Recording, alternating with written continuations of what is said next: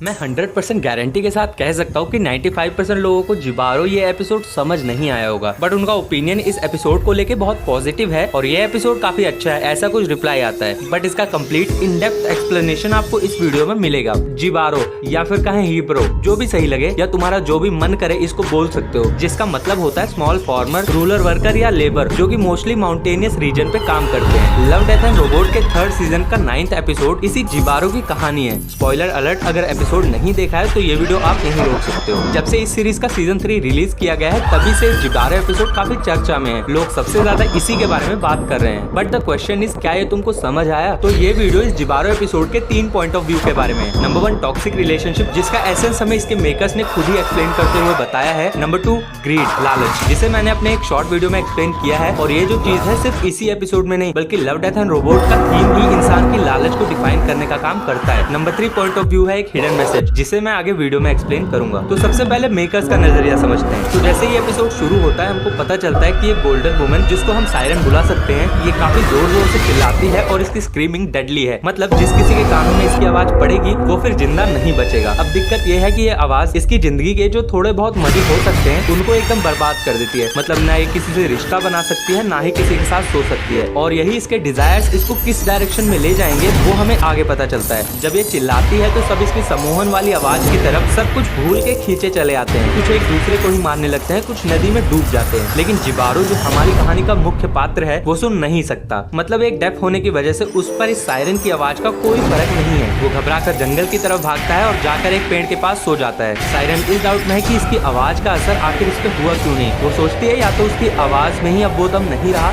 या फिर ये इंसान ही कोई महापुरुष है जो बस उसी के लिए बना है। इन रियलिटी भी कभी कभी ऐसा ही होता है, जिसको हम अपनी लाइफ का बेस्ट पर्सन समझ रहे होते हैं कि यही है जो मेरे लिए बना है, असल में उसके पीछे की कहानी और सच्चाई को बता पाना बहुत ही मुश्किल हो जाता है। और कुछ ऐसी ही सच्चाई का पता लगाते हुए सायरन रात में सो रहे जिबारो के पास पहुंचती है और वो वहीं उसके साथ सो जाती है। जैसे ही सुबह होती है इन दोनों का आमना सामना होता है तो हमको एज अ व्यूअर ये बताया जाता है कि ये दोनों कुछ तो चाहते हैं एक दूसरे से। एंड मे भी कुछ लोग सोच सकते हैं कि ये लव है जो ये दोनों एक दूसरे से चाहते हैं, बट तभी सायरन की बॉडी से कुछ गोल्ड के पीसेस जिबारो के हाथों में चुभते हैं एंड हमको पता चलता है कि they were not made for each other. And तभी ये दोनों एक दूसरे की ओर अपनी इच्छाओं के लिए भागते हैं। दोनों मिलते हैं, किस करते हैं, और वो लाल खून दोनों से एक वार्निंग की तरह कहता है कि तुम दोनों एक दूसरे के लिए नहीं बने हो। बट स्टिल दोनों बस कैसे भी करके अपनी इच्छाओं के लिए स्ट्रगल करते हैं एंड इवेंचुअली हमको इस डार्क टॉक्सिक रिलेशनशिप का दी एंड देखने को मिलता है। दोनों ही प्यार करना चाहते थे मगर संभव नहीं था। दोनों ही अपने बारे में ज्यादा सोचते थे, ना कि सामने वाले की फीलिंग से कोई मतलब था। इस रिलेशनशिप में एक साइड कुछ सुन नहीं सकता और दूसरी साइड कुछ बोल के भी बोल नहीं सकता, और यही बर्बादी इस एपिसोड के टॉक्सिक रिलेशनशिप वाले साइड को प्रेजेंट करती है। सेकंड पॉइंट ऑफ व्यू है